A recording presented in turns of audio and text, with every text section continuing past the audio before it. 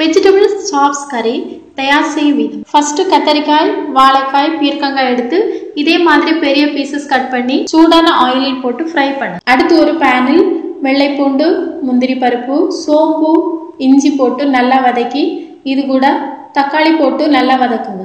இப்போ ஒரு பேன் சூடாக்கி ஆயில் ஊற்றி சூடானதும் வெங்காயம் பெரியதாக கட் பண்ணியது போட்டு குக் பண்ணுங்க. உப்பு, மஞ்சள் தூள், கொத்தமல்லி பொடி, காய்ந்த மிளகாய் தூள் போட்டு பேஸ்ட் அடித்து வைத்த பேஸ்ட் ஊற்றி கொஞ்ச நேரம் குக் பண்ணுங்க. கிரேவி நல்லா குக் ஆகி பச்சை வாசம் மாறியதும் ஃப்ரை செய்த காய்கறி போட்டு கொத்தமல்லி இலை, மிளகுத்தூள் போட்டு நல்லா குக் பண்ணுங்க. இதை சுட சுட எடுத்து டேஸ்ட் பண்ணுங்க. வெரி டேஸ்டி வெஜிடபிள் சாப்ஸ் கறி ரெடி.